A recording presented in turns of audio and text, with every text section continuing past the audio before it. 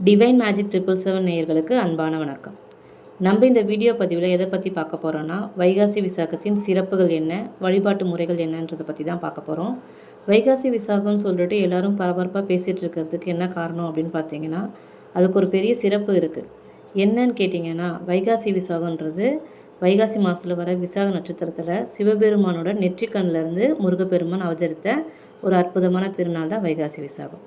சரிங்க, இந்த வைகாசி விசாகத்தில் நம்ம என்ன விரதம் இருக்கலாம், யார் யாரெல்லாம் இருக்கலாம் அப்படின்னு கேட்டிங்கன்னா, வைகாசி விசாகம் அன்னைக்கு நம்ம யார் வேணாலும் விரதம் இருக்கலாம்.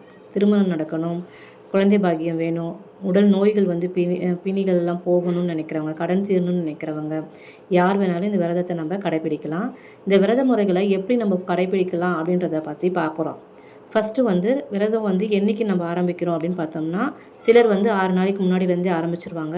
என்னால் 6 நாள் இருக்க முடியாதுன்னு நினைக்கிறவங்க வைகாசி விசாகத்து அன்னைக்கு நம்ம விரதத்தை ஆரம்பிக்கலாம். என்றைக்கு வருது இந்த வைகாசி விசாகம் அப்படின்னு பார்த்தோம்னா, ஜூன் 9ஆம் தேதி திங்கட்கிழமை வருது.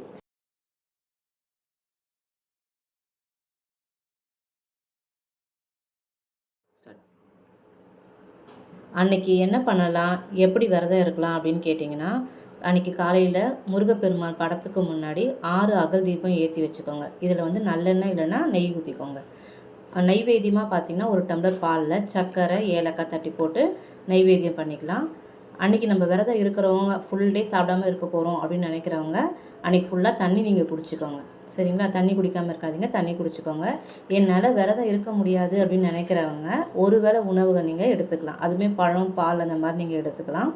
அதுக்கப்புறமா நீங்கள் வீட்டுக்கு பக்கத்தில் இருக்கிற கோயிலுக்கு போயிட்டு அங்கே நடக்கிற அபிஷேகத்துக்கு கலந்துக்கலாம். அபிஷேகத்துக்கு தேவையான பொருட்களையுமே நீங்கள் வாங்கி கொடுக்கலாம். ஓகேங்களா?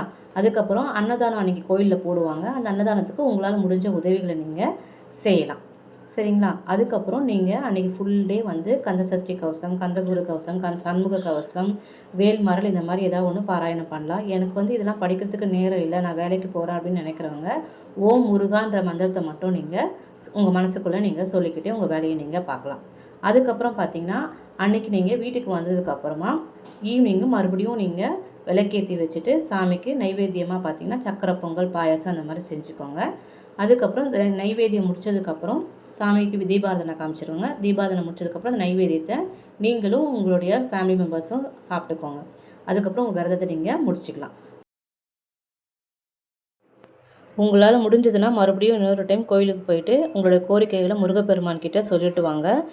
நீங்கள் வச்ச கோரிக்கைகள் அனைத்தையுமே முருகப்பெருமான் அடுத்த வருஷம் வைகாசி விசாகம் வரத்துக்குள்ளே கண்டிப்பாக நிறைவேற்றி கொடுத்துருப்பாருங்க. ஓகேங்களா? அவ்வளோதான் இந்த பதிவு. இந்த பதிவு உங்களுக்கு பிடிச்சிருக்கும்னு நினைக்கிறேன். இந்த பதிவு உங்களுக்கு பிடிச்சிருந்ததுன்னா உங்கள் ஃபேமிலி மெம்பர்ஸ்க்கும் உங்களுடைய ஃப்ரெண்ட்ஸுக்கும் ஷேர் பண்ணுங்கள். நீங்களும் ஒரு முருக பக்தர் அப்படின்னா இந்த சேனலை சப்ஸ்கிரைப் பண்ணுங்கள், லைக் பண்ணுங்கள். வேலுண்டு வினையில்லை, மயிலுண்டு பயமில்லை, குகனுண்டு குறையில்லை, கந்தனுண்டு கவலை இல்லை என்று சொல்லி இந்த பதிவை நான் இதோட முடிக்கிறேன். நன்றி, வணக்கம். இந்த பதிவை உங்களுக்கு வழங்குபவர் by mode e shopping app. Happy shopping. Thank you.